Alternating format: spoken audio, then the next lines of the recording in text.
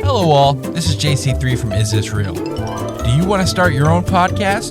Then look no further than Buzzsprout.com. We here at Green Hour Media use Buzzsprout, and we love the team at Buzzsprout. They are all about helping you succeed. Buzzsprout gets your show listed in every major podcast platform. Follow the link in our show notes to let Buzzsprout know that we sent you.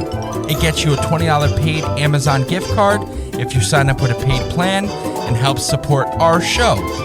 Join us and over 100,000 podcasters already using Buzzsprout.com to get your message out to the world. Live from the Keith Vincent Kayla Studios in Paterson, New Jersey, this is This Real? Tonight's episode, The Skinwalker, the curse of the Skinwalker, the legend, the myth, where did it come from? What's it all about?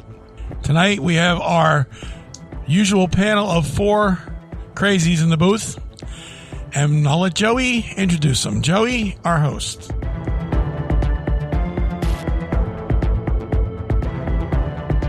Welcome, everybody. As you see, we are, well, not live, but we are recording, and this is, as Dad said, we are in the booth for season 3, episode 2, and tonight's episode is about the Skinwalkers, the curse of the Skinwalker, and that will go to our part 2 next week when we talk about Skinwalker Ranch. Can't wait. I can't wait either, because there's a lot here. As usual, I always say that there's always a lot to whatever we talk about, because we talk about a lot of things in this booth, but we this one, it took us a little bit to get ready for this. It really did. I mean, besides the hectic week that Eric had, 2 weeks, the hectic 2 weeks that Eric had, all after the damn Satan episode. Fuck that nigga, bro. He ain't gonna get me. All right. So, as you can see, though, we are recording, and we would like to keep doing this and putting our episodes up on YouTube. As you can see, we're not promoted by M&M's, but my man's like M&M's. He loves M&M's. So, as I enjoy my beverage from this Is This Real cup. Yes, our Is This Real cups. And our Is This Real hats, and our Is This Real t-shirts. Not to fuck. We're sorry, guys, and we're gonna get right into it. We just need to whore ourselves out first. Completely whore ourselves out. And for the people who are listening to us, Just hung up. Yeah, Dad's dead. We're getting into our episode now. Okay, so Skinwalker Ranch, Dad, Yeah. focus. I'm focused. We need you to fuck us. Hold on, I have to relieve myself a little bit. All right, so Okay. I just want to real quick, because you're the one that brought this to our attention. Yeah. You got me into it. Obviously, the Skinwalkers, the ranch TV show. What was your first take? Because we're gonna get into the history, but why did that show catch your eye? It caught my eye for a lot of reasons. When I had heard about it, but I never really did any research into it, because there's only so many of these things you can do and really get into it. And with 9/11 and all this other stuff that I study, I just didn't, for whatever reason, didn't latch on. And I was never a big UFO guy. I was never a big, I always believe that there's another life out there, but I never believed it, because to me it wasn't scary until you actually see what's going on. And when you stop and you pay attention to what's going on, and then it all seems to gravitate to one ranch in Utah, the Skinwalker Ranch, which is now owned by a new person. He bought it. He's doing scientific research on it, and he actually has a show that it's brought to you by the people of the Curse of Oak Island, which is another one of my loves. Anyway, Not sponsored, by the way. He basically he bought it, and he's doing what he says it's going to be the greatest scientific experiment in the history of mankind, and it's headed in that direction, because when I first watched it, when you have radiation coming out of the ground, when you have, you can't dig on the property because something bad will happen to you. When you see lights in the sky, when you over what they call the mesa, when you see it lights up at night for no reason, when you have beams that are shooting out of the ground, when you have what they look like portals right above you, at certain times, and then you add the fact that the government's flying helicopters over secretly to spy on what they're doing, it kind of kicked me in the teeth. It's like, you know what? There's something there. And in the way they brought it and the way Brandon Fugel, the current owner, has brought this to the masses is, to me, it's just genius. But it's basically based upon when the name of the place is Skinwalker Ranch. It really goes really, really far back, and people have been seeing crazy stuff there for over 200 years now. And the legend has it with the Skinwalkers, when this all started, the Skinwalkers and the Utes the Navajo tribe and the Utes both lived on the land, and the Utes got involved with the government. The Navajos didn't like that, and they cursed the land, and they cursed the Ute tribe. And now in Navajo lore, they embrace witchcraft like they embrace priests. It's part of their culture. So they basically are, excuse me. They when they curse something, they cursed it with a skinwalker. Now a skinwalker, according to lore, is a Navajo witch. And to be a skinwalker, to become a skinwalker, there's a lot of things you have to do. You have to basically do one of the most heinous things you can do is kill a sibling. That's some Naruto shit. It's really crazy stuff, and they cursed the Ute tribe with this. And since that time, the reports are the witch can turn into it's a shapeshifter. It can turn into a wolf. It can turn into a large animal. It can attack people, and then it can change itself back again. This goes as far back down into Arizona now. And I'm reading here, and it says that a skinwalker is a form of a Navajo witch. Right. It's not just they have community healers and culture workers are known as medicine men and women, or by other positive, nurturing terms in the local indigenous language. Right. Witches are seen as evil, performing twisted ceremonies and manipulating magic and perversion of the good works medicine people traditionally perform. In order to practice their good works, traditional healers learn about both good and evil magic. Most can handle the responsibility, but some people who can't and become corrupt and choose to become witches. So that is where we get our skinwalkers. Now, the animals associated with the skinwalkers is coyote. It's usually associated with death or bad omens.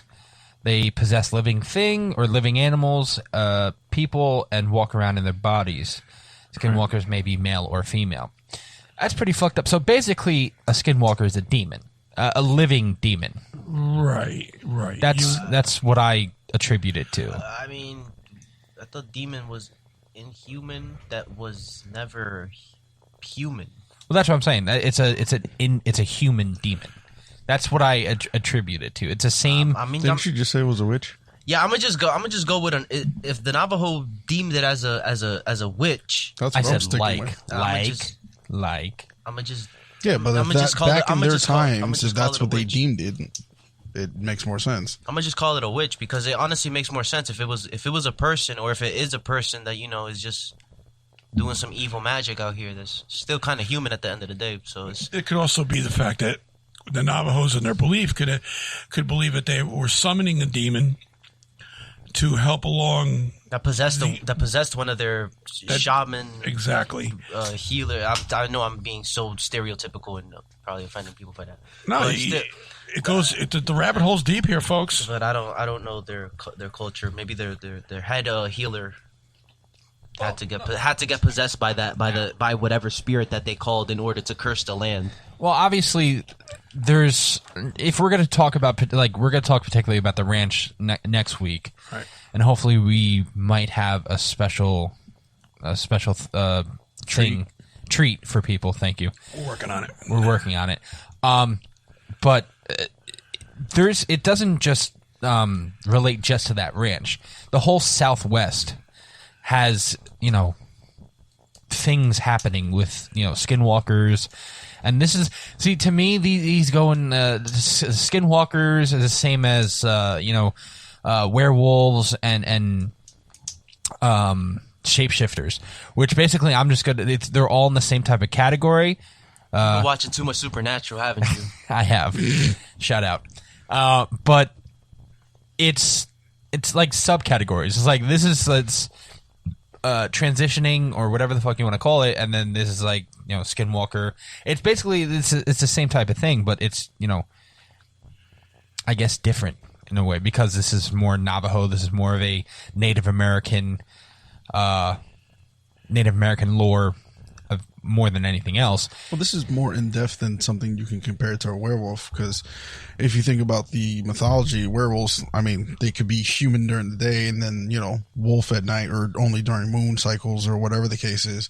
With this, the Navajo culture deeming it a witch and stuff like that, it has the ability to not only turn it to something that could resemble a wolf, but other witchcraft type of identities, or it could be anything. Right. Wolf, bear, eagle, for all we know, or whatever it is, or something that could be technically prehistoric that no one knows about, or whatever the case is. So there's one story I really don't want to go into next week's, but there's one story. Well, I mean, it's hard not to. It is difficult not to, because most of the stories you hear about next skinwalkers happen on the ranch. Yeah, next week we'll go into the fact of what's going on that ranch, because this right is now, well above right now as we're talking. Yeah, we can talk about what's happening. You can go online right now and watch it. That's how fucked up. This week we could talk about what's happened on the ranch leading up, and why. Obviously, it changed owners, and we could talk about what has happened 50, 60 years ago, right, compared to all what's happening now. But go on with your story, Dad. There's one story that when the Shermans bought the ranch in 1992, and what they did was the first or second day they were on the property, they were standing by Homestead 2. There's 3 homesteads, and Homestead 2 is where most of the shit happens. Anyway, they were standing there by a cattle pen, and this large creature comes walking across the field. Now, if you ever saw what I'm talking about, there's a large field in front of Homestead 2, pure grass, and it's surrounded by a river on one side, and it's the mesa behind them, and it's also surrounded by trees. It's lined up trees on the far part of the property. Well, anyway, this thing was walking up to him, and it seemed lackadaisical. They didn't really care about it. They just, well, that's odd that the creature was rather large, but it actually walked up to Mr. Sherman, and Mr. Sherman was petting it. Within a blink of an eye, the thing turned and tried to grab one of the cattle by the snout out of the pen. Well, after a while, they're beating on this thing with a stick. It wouldn't move. Didn't phase. It didn't jump. Didn't do anything. So it turned out that he took out his 357 Magnum, and he was shooting it, and it didn't move. Now, a 357 Magnum is going to move a lot of things. It didn't. This animal didn't flinch. It didn't seem to bother it. There was nothing going on. The kid went back in the house, got a 30-06, shot the thing once or twice. And 30-06 is a long rifle. Okay. Big rifle. Right, and it's a very strong weapon. Anyway, they shot this thing a few times. It let go, turned at him, looked at him, and walked across the field, and he shot him again. And at one of the last shots he did, a piece of flesh flew off. This thing just kept walking like nothing ever bothered it, just across the field, and disappeared into the woods. They tracked it, but they lost track of it, which they shouldn't. Unbothered. It shouldn't have happened. Anyway, they picked up this piece of flesh. They had it analyzed, and it smelled like wet dog. For a minute, they couldn't figure out what it was, and then it turned out that from what they described and what this piece of flesh turned out to be was from a wolf creature that was extinct for nearly 400 years. So, that's the kind of oddities and weird shit that was happening on that ranch. How do they know? that it's from that creature? Like, how did they do tests on it? Yeah, they tested it, and you know, this is very difficult to keep separated because we can go on and ever. That's what I'm saying. Like I said, I have the Skinwalker Ranch, like the background biography pulled up right here. Like I said, we can talk about the ranch because what happens with the Skinwalker and the history and the Skinwalkers happened on the ranch too.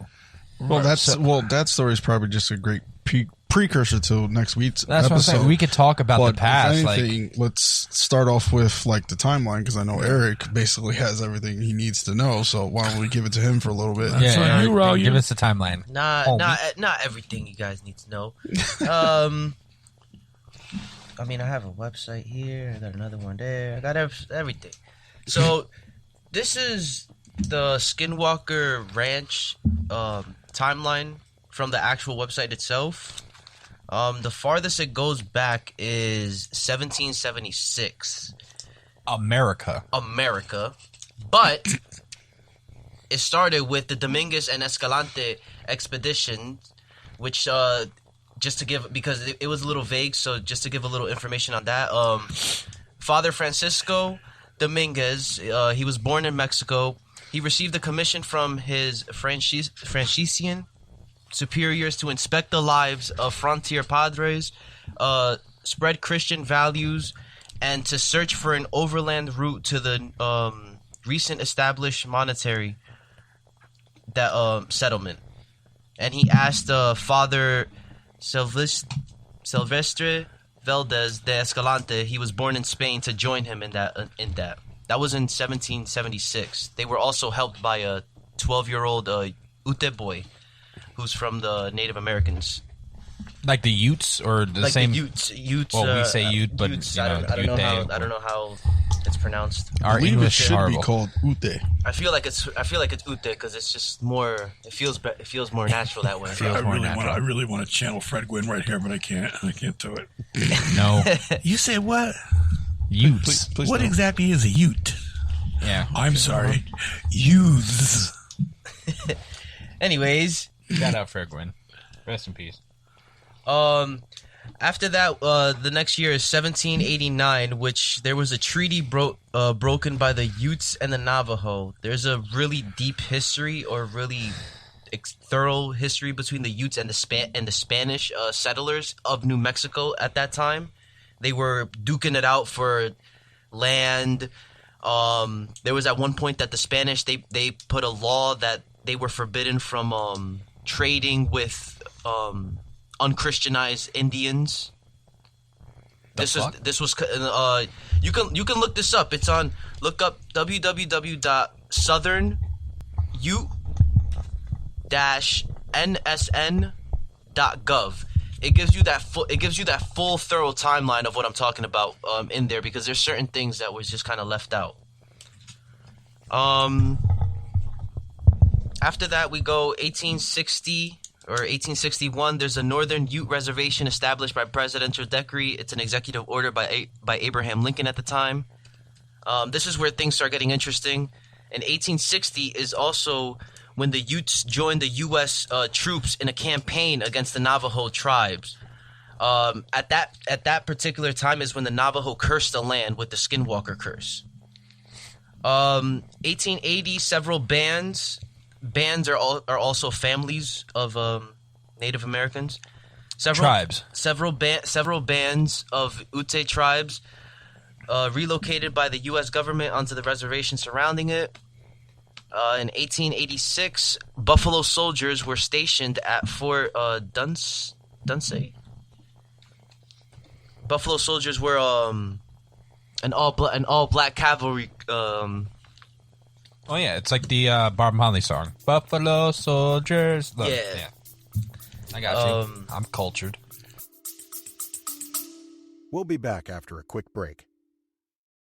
Hey, Ryan. Hi, this is Sarah Palin. Ryan, Donald Trump Jr. Harsh to win seal. Hey, everybody, I want y'all to check out a fellow Marines podcast. My name is Ted Nugent, and I got a call from my buddy Ryan F. Samuels, and he wants me to tell you that he's a working hard, playing all-American son of a who is celebrating God, family, country. Welcome to the Ryan Samuels Show, one of the top political podcasts in the United States, where we have a healthy distrust for government and mainstream media. The Ryan Samuels Show is a raw, unfiltered look at American politics. No, don't, no. No, you're not. No. No, you're not. Anywho, something also interesting. I tried to find this information out, but it's so old that I couldn't. It says that one soldier in particular was a known Mason, and he may have connections to the Mason-like symbols seen etched. God bless you. Thank you. Seen etched into a rock wall. Do you have that picture? I didn't have the picture. You didn't find the picture either? I couldn't find the picture. I did find out that it was 9th Cavalry of the Buffalo Soldiers, but I couldn't get a list of names from them. Fuck. All right, so obviously the reason the Skinwalker, walks, Yeah, is because there was a major tribe war between the Navajos and the Utes. And I mean, it goes really far back because also, again, we're also remembering that in Mexico was conquered by the Spanish, I guess you can say. Well, I mean, the natives who were living here were all up and down, the North American area. Remember, we're all just guests. We're all guests here. Everything goes silent. No, but so much tension. Jeez. Seriously, God. Ooh, fuck. Let me sip my beverage from this. Is this real cup that I have to enjoy? No, but okay. So getting back to the subject, we do have to actually take a little break to hear from our sponsor, and we'll be right back. Are you looking for a vinyl LP or cassette tape?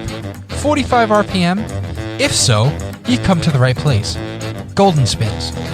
We have thousands of titles in stock and ready to ship. Call us at 862-336-2275 or go to our store at discogs.com/seller/goldenspins/profile. We can find whatever you may need. We proudly accept PayPal and every major credit card. And here we are back from our sponsor. So getting back to the story. So we just talked about the war between the Utes and the Navajos, and which the Navajos then cursed the land that the Utes are on, right? Yes. In which I'm guessing that is the southwest from Nevada to Arizona, all that whole area. Northern Utah. Northern Utah. It's mostly Utah, Colorado area. Right. So it's nothing to do with Nevada or anything like that, right? No, that's too far west. Too far west. All right. So it's like central mountains.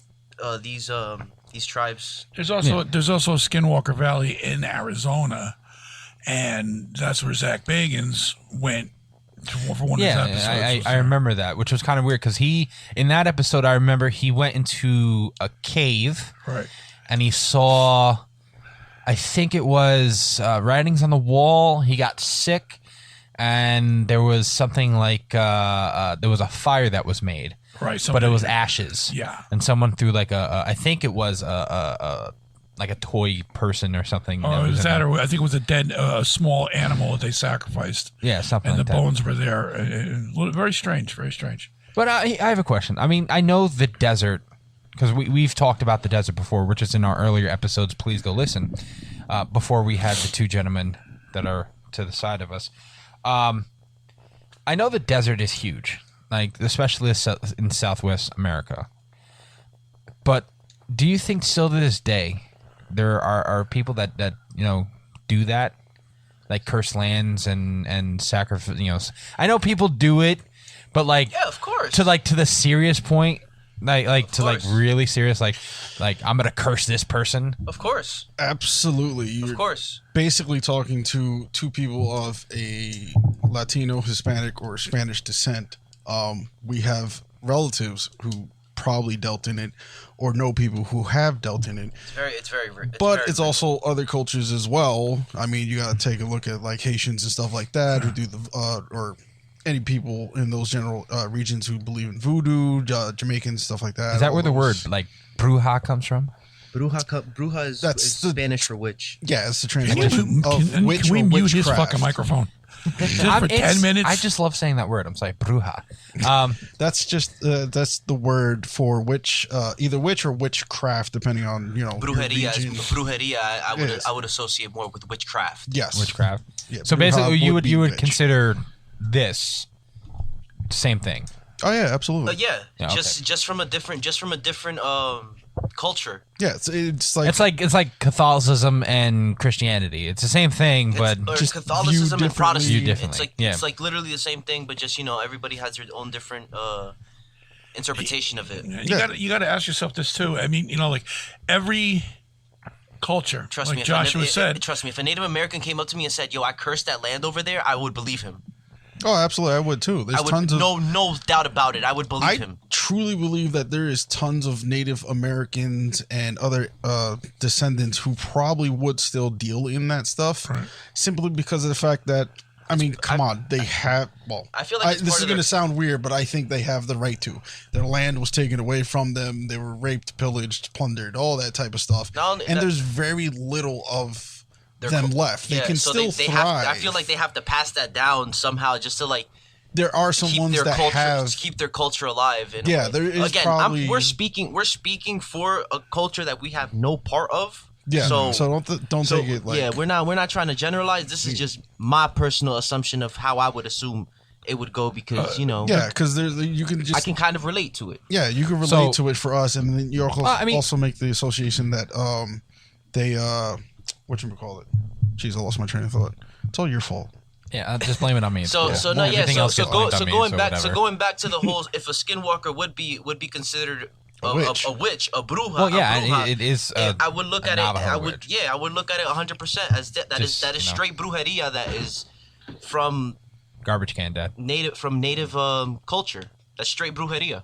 Yeah, whether you would look at it as good or bad, it's just straight brujeria. Yeah, there could be descendants with malevolent, intents that are like, screw that. If I have this ability, I'm gonna screw somebody over. So obviously, this is extremely old witchcraft. Then, absolutely. I would believe. I would believe so. Yes, that's my point. When you have all these cultures doing stuff and have their own version of this, for it seems like forever, there has to be something to it.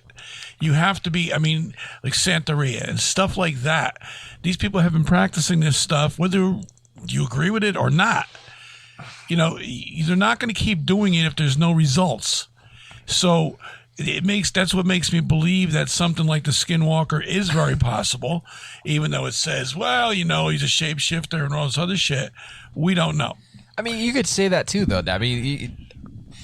You could say that about Christianity, Catholicism, any type of thing that deal with beliefs or anything like that, because you could sit there like, okay, people have been praying for centuries, and sometimes we do see miracles. Miracles have happened, but why continue? Like for something like us, I've never had a miracle happen to me, but I still continue to pray and do my faith. So it's not really. Is it something more based on? You do it because it's something you grew up on, or it's because I've seen results. You know what I mean? Wait, to be honest with you, Joe, look, with the Skinwalker curse, they're definitely seeing results, because some really weird shit is happening there. Well, yeah. Okay, so we'll go. We did half the episode on the behind the scenes, I'm going to call it like that, on the Skinwalkers. So let's go right into the beginning of the ranch and stuff like that, and the stuff that's happened on the ranch. Well, that's going to be you're going to be here for a while. We could sit there and talk about stuff that has happened in the earliest stuff with the ranch, and then next we talk about present day stuff. The earliest I got was early events. The earliest I got was 1906, was that a newspaper reports, quote, strange noises, unquote, from homesteaders in Unata Bison. I couldn't find the name of the newspaper or the article. I typed in numerous different things, and I couldn't get results, but it's just... Did you call Utah? I couldn't call Utah. Toll-free call. They were closed. They were... They close at night.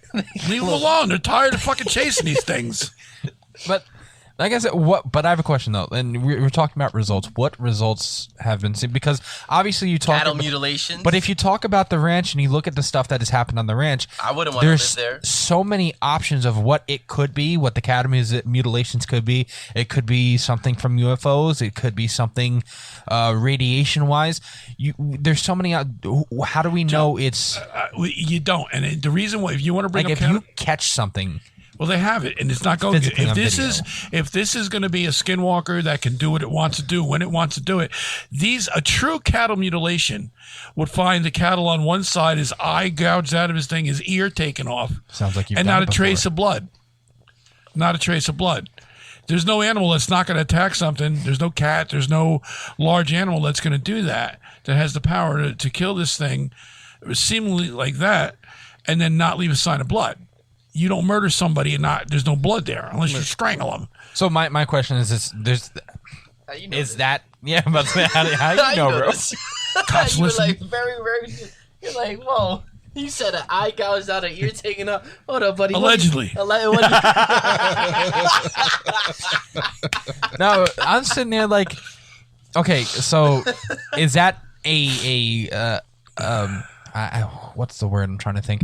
Is that not a side effect? Is that one of the things that detect that it is a skinwalker is because its blood is drained completely and you don't know where the blood is? The only logical explanation to me would be if the skinwalker is what they say it is and it's a witch and it can do anything it wants to do, then it would have that kind of authority. It would have that kind of power to do that. You know what I'm saying? It would be able to transform the cow, into doing what it's doing. Or it's gonna transform a cow. Listen, man, I seen anime. That thing said he had to freaking kill a sibling to get those powers, bro. I believe it. That's some anime shit. Calm down. Oh God. Hold on a minute. Wait, I want to check something. We're a wide variety show, aren't we? Okay, now I understand. Should have known that from the start, Joe. I'm looking at it now, and there's that little bottle sitting there, and it ain't ketchup. Nope. I mean, he came here sober, so we know he's not flying somewhere. Oh, no, I didn't come here sober. Oh, he didn't come here sober. My bad. Why would you think he does that? I'm saying he was okay. He's not sitting there like he don't do sober. Sober, Eric. Those two don't. Those two are not in the dictionary next to each other. Those do not compute after 4:30.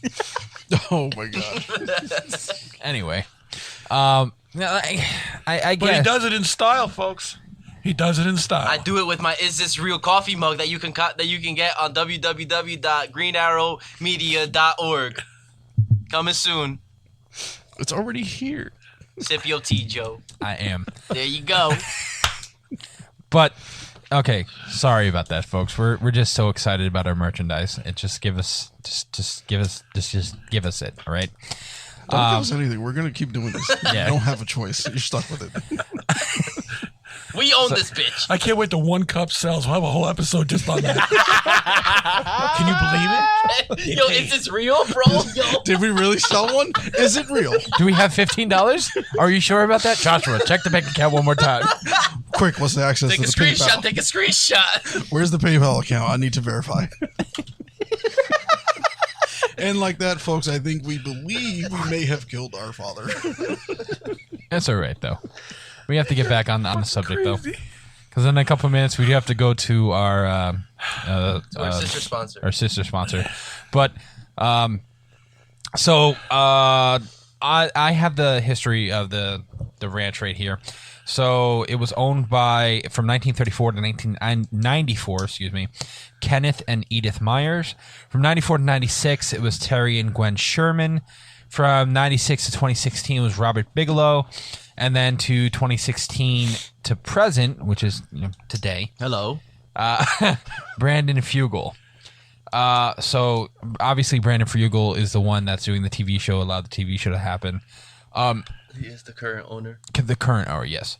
So there's a lot of stuff happening on the ranch, obviously, besides the Skinwalker stuff. Like the Skinwalker is one of the major problems. That's why it's called Skinwalker Ranch. I believe it. Because of the cattle mutilations and everything that's happened with there. But if you watch that TV show, it goes beyond the Skinwalker lore. There is so much activity that you sit there and go, Yeah, I watched like only the first like 20 minutes of the first episode, and it was just like. We'll be back after a quick break. Hello, nerds. Come listen to the History Nerds United podcast, and let's make history fun again. We interview today's best authors, whether they are established Pulitzer Prize winners or someone debuting their first book. Let us show you that history is not a boring class you took in high school, but a place where the best stories come from. And we don't just cover history, we also love to chat about true crime, biographies, memoirs, and so much more. So head on over to History Nerds United and let us introduce you to your new favorite book and learn the story behind the story. History Nerds United.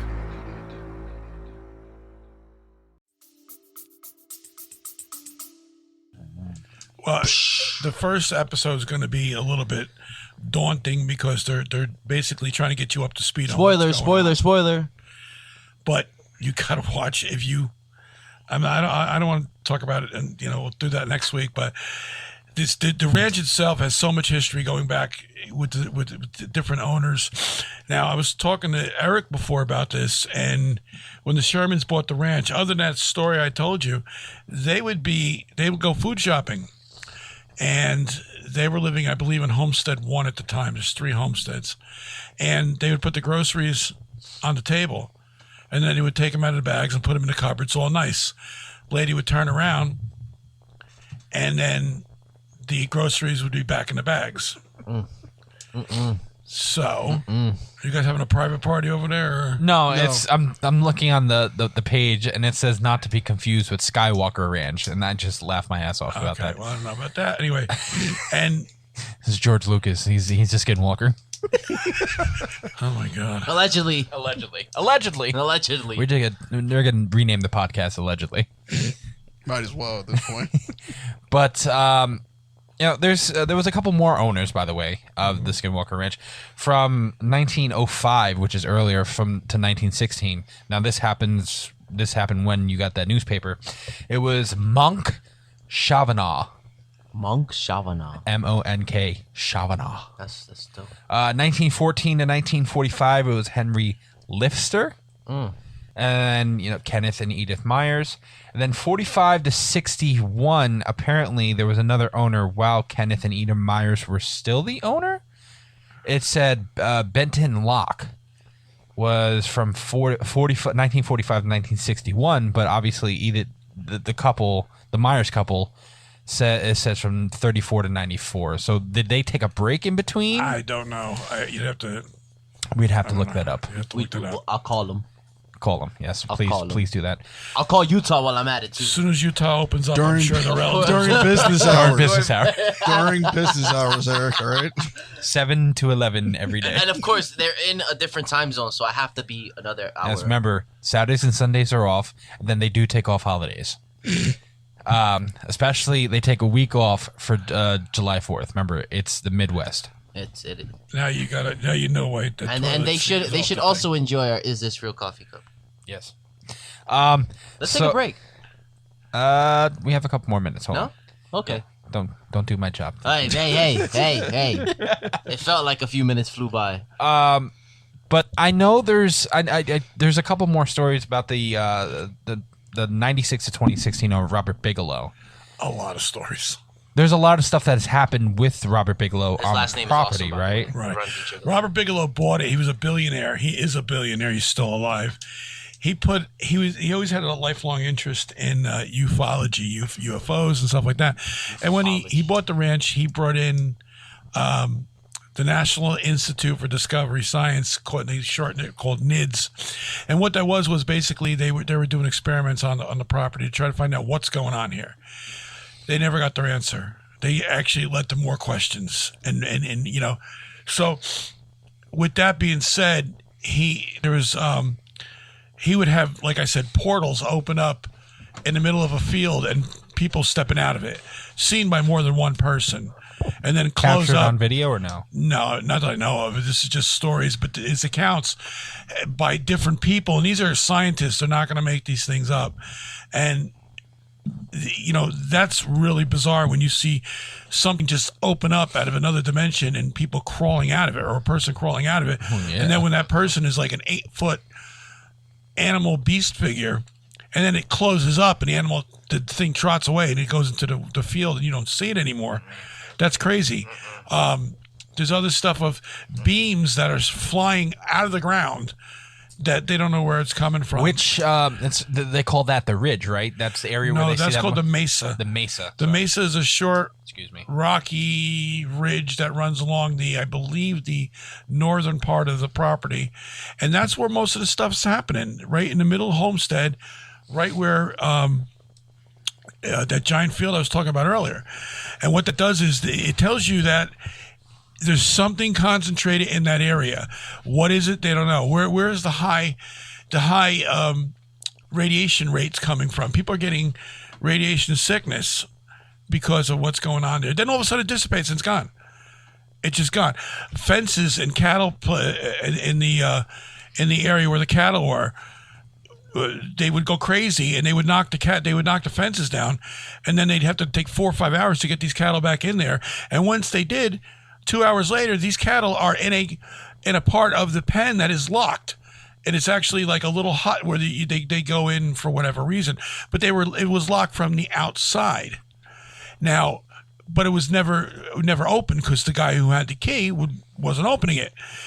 But the strange part of that is the fence that surrounds this thing for hours on end was magnetized, and then it would dissipate away.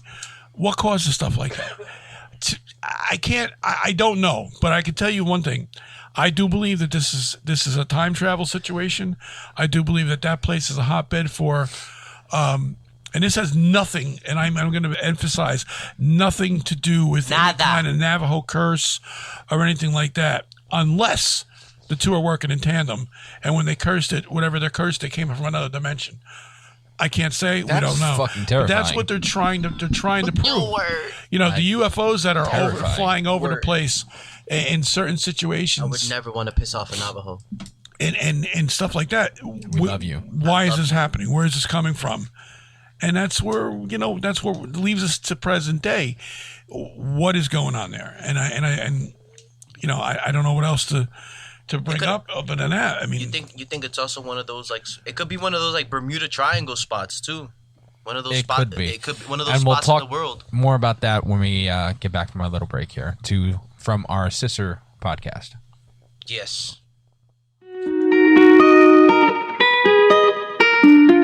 How you doing? You like movies? We like movies. You like music? So do we. What about TV and video games? Are you interested in those? Well, I'm going to make you an offer you can't refuse. A brand new podcast is coming soon. We are Multimedia Mafia. We like to discuss, critique, and argue over the media that we love. Series premieres on May 5th with a new episode dropping every Wednesday. Tune in, or a couple of guys from Jersey is going to pay you a visit. And we are back from break. So, Eric, you're talking about that this could be I guess you would call it a Bermuda Triangle situation. It could be in this little area. It could be something like that. And with the Bermuda, gather your thoughts. Bermuda. This is my first time I messed up words today on this podcast. All right, leave me alone. It took me 40 minutes.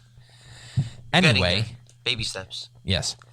So the Bermuda Triangle is there's a lot of magnetic and I guess you would call it interference. I guess that's electromagnetic. It's electromagnetic interference that messes with all the compasses of both ships and airplanes. Yeah. But I haven't seen, or I haven't heard any stories. I don't know if you gentlemen have researched any about any type of airplanes having trouble flying over this area or anything like that. I haven't, no. Yes. Not to my knowledge. I don't think there's even flight paths that close to it, if I'm correct. If you look like maps, you can probably do a little bit of research yourself if you wanted to. But like general areas, depends on the altitude as well. I doubt they would fly directly over something. Flight maps of U.S. of Utah. Yeah, if they're made available to the public, you can definitely look stuff like that up. But my question is, what would I understand if you go back to the lore, the Navajo, cursed the land. That's a lot of freaking. And sat there and said, okay, so we're going to curse it with the Skinwalkers. But what would make it continue? Like, is it cursed forever then? Like, there's no way you can uncurse. I guess that would be the phrase. Well, who knows? I mean, does the Ute tribe have a what we would call an exorcist right? Can they remove a curse? Because it seemed to me if they could, they would. Wait, so who? Okay, so is it the Ute or the Navajos? I believe it's the Navajos. The Navajos the put the curse. The Navajo cursed the Navajo cursed the land because the Ute tribes were pretty. They were at war for a very long time. I guess the Navajo had enough when they saw that they were like joining the U.S. And mind you, then the U.S. was also pushing back Native Americans for a while at that time. That was 1860, so that was 70. So basically, what I see, and obviously now we're talking about the Skinwalker Ranch. I was about to say Skywalker Ranch, by the way. Shout out. I think it does fly over it because this map looks crazy right now. Like I said, it also depends on altitude. Yeah, I mean, there could be things going on like, only a few hundred feet above the ground around that area, and it may not affect anywhere, like 40,000 feet. So. This ranch right now seems to be the hotbed for anything weird, creepy, paranormal. If it was the main site of, and I'll put it this way, if it was the main site of some malicious intent from the Navajo to curse the Ute and future generations because they feel they were at war, got betrayed, whatever the case is. Please stop paying the table. It could... Don't tell me what to do. Go on. It could go on for centuries. It could go on for eons. You never really know. It could just really fall on how much resentment and hatred came from them at the time. Because there's little things that could be cursed, like we've talked in previous episodes, that could be haunted for years on end, and then maybe it just randomly goes away. But when it comes to like certain witchcraft and stuff like that, I think depending on, I don't know, the severity of it or like the strength of it, because you got to think, this is future generations now. They may not have the ability or the concentration or whatever it is that they may have back then. So it may dissipate and there may not be anything to counteract it at this point. So I'm going to just go. Could just continue on and maybe it'll dissipate over time or maybe it won't. It could continue on forever. You don't know. Right. I'm going to go with some like good old anime logic with this. I feel like it will be one of them things, or like one of them Hollywood situations where like you can't, the person that cursed the land, it has to be their descendant type thing, because bloodlines and stuff like that. Yeah, descendant of the witchcraft. Descendant of the person who placed the curse has to be the one to uncurse the land. That's something. Well, do we know if there's any Navajo? Again, that's shit. I'm just throwing that. I'm just throwing there could wild. Be plenty. I mean, there could be a couple survivors out there. That's some family lineage that you would have to really do your homework on, though. Unfortunately, what you got to understand too is with the Navajo people, they're even afraid. They're afraid of what this thing could be. Yeah, the ones that are left because they don't know. Exactly. Yeah, we're talking like 100 years from when Zach Bagans went on his adventure, he stopped at a few of these places, stores that were run by Navajo people. And the guy's like, look, he says, you're asking for trouble. This is very, very serious. It's very dangerous. It's malignant. And I won't even talk about it because it could be something that I can attract on to myself. So they take this extremely serious, even the Navajos. So it's not only the Navajos that put the curse on. Don't forget, you got good people in society, but you got bad people being witches. Oh, yeah. It's the same thing in their culture as well. And from what I've been reading and studying on the Navajo tribe, they're an amazing culture. Same with the Utes. They're amazing culture. So if they're afraid of this, that just puts my antenna up even more. It's like my question though also is you have two different areas about this now, because you have the ranch in Utah, and then you have the Skinwalker Ranch. I'm just gonna mess me up the rest of the episodes. The Skinwalker Ranch, the Skinwalker Valley in Arizona. Right. So how deep did this curse go? Did they do the like? It could be based on like maybe what the Navajo deemed as their land. Yeah, if you're talking years ago, because all of it was their land, then you're screwed. Raise the mic up a little bit. And if they still have these so-called witches, They're still doing it to this day. Yeah, there could very well be still people practicing. So, I don't think you're ever going to get to the bottom of that. Here's another question, which poses more to the ranch area. Could the curse, if you sit there and believe that the land is cursed with the Skinwalker, could this also draw paranormal, UFO, any type of activity, like making it a hotbed for that area? I don't know. Do you think that is a precursor of what draws weird shit to that area? Because it's kind of like bad omens draw bad omens, Yeah, that goes back to what I said in the previous episode. If the energy is there, if there's enough of it, and if it's evil enough, malicious enough, whatever you want to say, there's also suffering enough and of death it on top of it. Yeah, suffering, death, that all that stuff was there and it's surrounded. And like I said, it goes back to the energy. If all that collects for a while, it can continue on. It can attract more very well if you believe in that. Yeah. I totally agree with you. I agree too, and I think that's most. But does that qualify it to be a UFO hotbed? Because if you sit there and say UFOs is just an unidentified flying object, what UFO means, you don't know if it's alien or anything like that. Right, but I mean, isn't there also, not to cut you off, aren't there also other UFO hotbeds in America, like that one spot in what is it, New York? Yeah, the Pine Bush. Pine Bush. We talked about Pine Bush. But but you also got to understand that this is something that has been seen by a lot of people. Documented. Right, and just like Brandon, I read an interview. He put a great a little 10-minute clip on Twitter today, and then somebody asked him, and all it was Dragon and Caleb, the two security guards, going through the property, at night, but not seeing anything, or not, it's not like it happens 24 hours a day. And one guy wrote, "See, you gave us a bad video. You're not showing us anything." He goes, "I'm showing you realistically what these guys go through every night, and show you that this is what we do." And then he goes, "And more than likely, it's peaceful here. It's quiet out here. But when it does happen, you got to take pause. You got to say, what is that?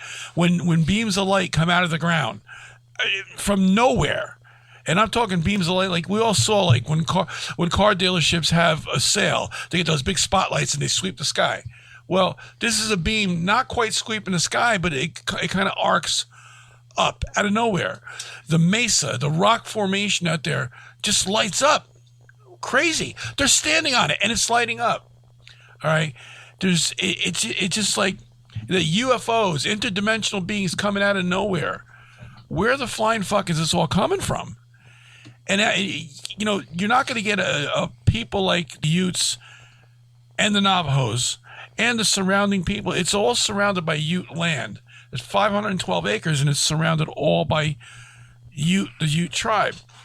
These people aren't going to come out and lie for 60, 70 years about seeing Obviously, UFOs. it's more than that. Well, whatever. But they're not going to collectively, this isn't a mass hallucination. So there's got to be something there. The question is, what is it? Is the Skinwalker curse doing this? Or is, like you said, it's so much negativity from that curse, it's attracting UFOs to this area? And don't forget, we're in a basin here. It's a giant bowl. Oh, yeah. And a lot of people are thinking that is acting like a giant antenna. Like a satellite dish. Like a satellite dish where everything's funneling into the one area. So we don't know. Nobody knows. It could be a conductor of some kind. Exactly. Just saying, hey, come. Exactly. Like a lightning rod. And now when we do delve on what's going on now, and basically the TV show and what Mr. Fugel's doing with the property, which I think is just nothing short of genius.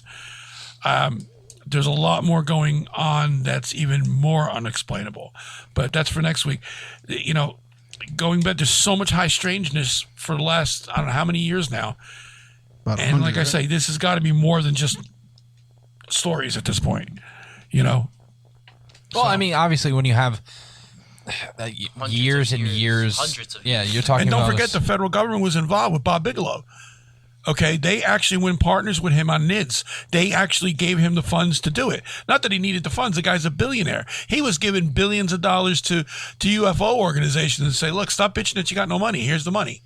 You got the money. Now divvy it up and do some research. Well, there's a difference when the government gets involved, though, because that gets obviously that all gets that raises more documented. antennas. Exactly. Like that means if the government's getting involved, then you know it needs to be something they want to find out. They want to find out and stuff like that. And obviously, you said before the government's hovering what they're doing today, even today. And now this 90% of the stuff that came out when Bob Bigelow was there is still either classified or it's hidden away.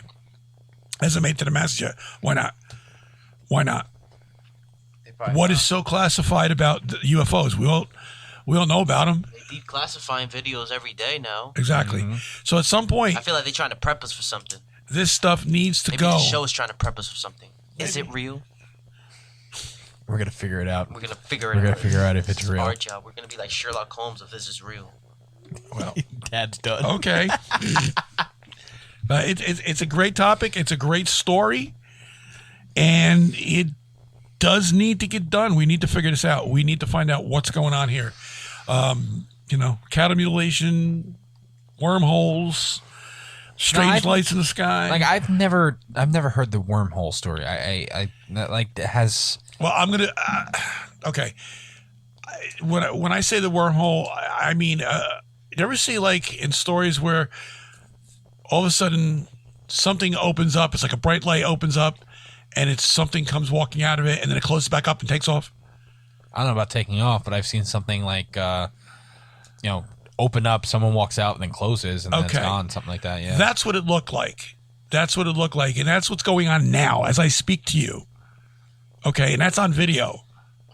Oh, I did. All right, now I'm not talking about the guy crawling out of the video, but when they were shooting rockets in the sky trying to find out why at that 5,000-foot ceiling the radiation's coming from, and as soon as they start doing this stuff, these things appear above them. And if you look at it, you could clearly see the thing moving, and you don't see a craft, you just see this spot, and it's just moving. And it looks to me like it's some kind of portal to another dimension, coupled with the stories about the guy opening up in a field, the thing opening up in a field, and then all of a sudden this creature walks out and trots off. It's got to be something where somebody from another planet, or these animals, or people from another planet, or whatever, call them people, aliens or whatever, found out, and they're much more advanced than we are. You're a dick, Eric. It could be like you just obviously. I mean, that could be a reason why there are UFOs spotted over there. They could be coming out of a portal because obviously, if it's in the sky, you could have a UFO shoot out of a fucking portal, and be there, and it's like boom. This is where all of our UFOs are coming from. It's nuts. It's just, I don't want to give too much away for next week, but it's fucking nuts. and I'll be honest with you, if anybody listening, go to Hulu. Season 1 is on there's only 8 episodes, but it's on there. Season 2 started last Tuesday, and one episode into it, and I'm like flabbergasted what's going on here. And I a big shout out to the people on the ranch right now. The one guy, Tom Winterton, I believe his name is. He's the ranch superintendent. Every time something happens strange, he gets a really, really bad headache. He was rushed to the hospital twice, once in the middle of last season, and the x-rays show his scalp is actually pulling away from his skull. Yeah. Okay. And he was in bad shape the first time. So now when they dig on the property, he leaves. He's still there. He does his job, but when the shit gets serious, he takes off. He doesn't want to chance it. I would too. I'm just trying to pull my fucking skull off. Well, I can't think of Travis. I can't think of his last name. Unfortunately, he's a scientist from Alabama. He's actually the lead investigator in this, and he's really, really... He's ruthless. He's looking to get down to the bottom of this. He wants to dig holes and do whatever and dragging the security guards. Like, you're not doing it unless Brandon signs off on it, which is his job. He's got to protect the people there. And a couple of times, this guy, he just moves things, and he got radiation burn on his forehead and on his thumb. And then on his fingernail, like right here, they had to sew it together or whatever. He went down into a hole somewhere on the mesa, and he got lightheaded, had to leave. because there was something in there that he couldn't figure out what was going on. Yeah, Mind over matter? I don't know. I wasn't there. There's a lot to talk about that's happening, especially on the show and other reports that, if you read what's happening on the ranch today. If you like what we're talking about, check the show out. I'm telling you, you will be. This isn't no disrespect to Oak Island. It's one of my favorite shows, but Oak Island are doing this a process. They're doing a little bit here, a little bit there. Well, they're also trying to find treasure. They're trying to find They're putting a puzzle together. It's a giant puzzle. More and more clues come out. This is a matter of life and death. This is a matter of this shit can be dangerous. Especially you put together skinwalkers, and then you put together what's going on with, extraterrestrial beings and radiation. Once you have radiation in the area, there's a problem. Something's causing it. We just got to find out what it is. Well, there could be an explanation for the radiation. They said it on the show themselves. When they were testing nuclear bombs, the nuclear bomb test site was what? I think they said 50 or 60 miles away from the ranch. Yeah, that's something else that I saw too. That the winds the nuclear winds could be pushing stuff towards that ranch. But again, you're talking about something 60 years ago. There'd still be nuclear. Doesn't matter. Look at Chernobyl. Yeah. Chernobyl still radiation. Yeah, that stuff is. And it's one of those things. I forgot how it was in chemistry, but I think it's. Well, it also radiation breaks down every 16 years. Something like I forgot.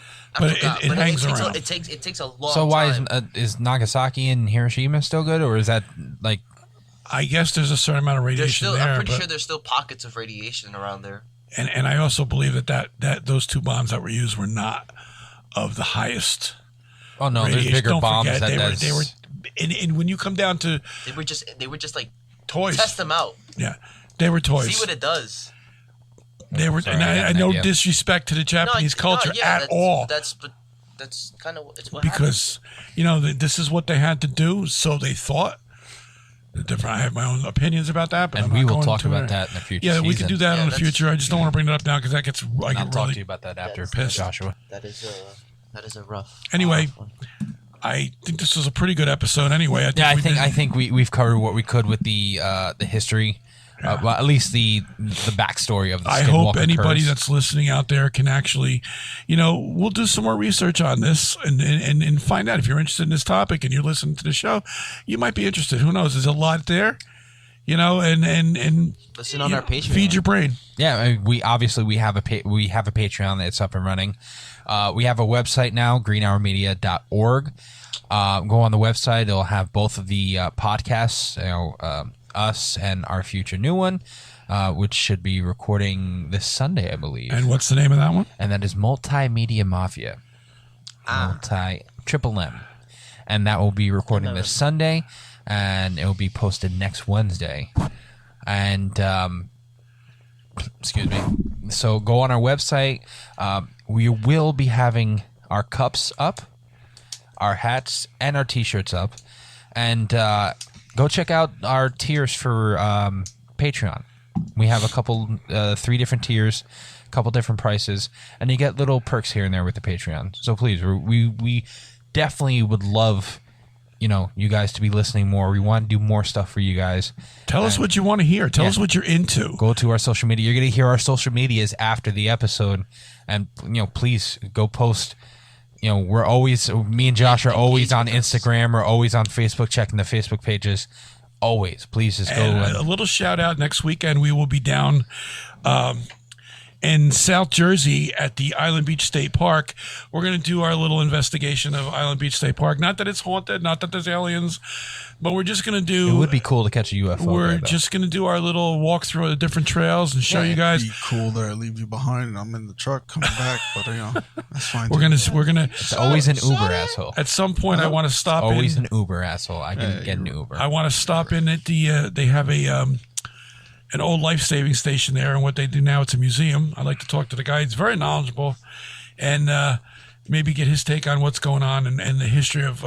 You want to come down Island Beach Saga. If you want to come down there and meet us, we're going to be filming for our YouTube series, trying to get that back up and running. It's the Exploring New Jersey YouTube series, which now we're going to be adding Joshua and possibly Eric to it also. Possibly. A.K.A. Ryu West. Ryu West will be there. He's in the house. Sorry. It's Raichu West this week. Raichu West. Wow. Actually, it's more like I do have car problems, West. I have a lot of problems, West. I don't. This week it's Are You Serious, West? I have car problems east, north, south, and west. Yo, everywhere. We love you. The compass. Listen, man. My homeless hotels is not working right now. That was a bad investment. Right now, some things are hitting the hay. I'm in the reds right now. But Doge is up to the moon. Ryu's tent city is now up for sale. He sells you got it for a bargain. $1,000 to solve all my problems. Yes, you can get it for a trash can and $1,000. That's all I want. A bag of weed. That's all he needs. That's all I want. Have your dinner brought to you on a trash can lid. He enjoys it. He loves it.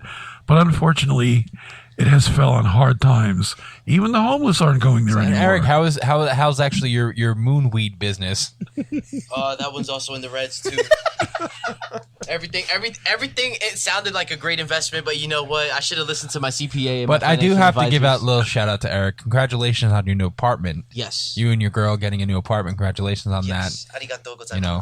And Josh, I know you've had an apartment for 2 years now, so congratulations on that. About a year and a half. Congratulations on living. Yeah, congratulations. There's a lot of moving going on here. Obviously, we're getting our video back up and running, and we're trying to push forward. That's all we can do. Always push forward. Never look back. Never look back. Never surrender. So thank you guys. Again, we'll see you next week for part 2 of our Skinwalker Ranch, and talk about what's happening today. As we are talking about it now. Ahora mismo, mamá huevo. Whatever he said on part 2 of Is This Real for Skinwalker. Good night, guys, and we'll see you next week. Good night. Good night, everybody. Konnichiwa, bitches. It's Ryu West speaking.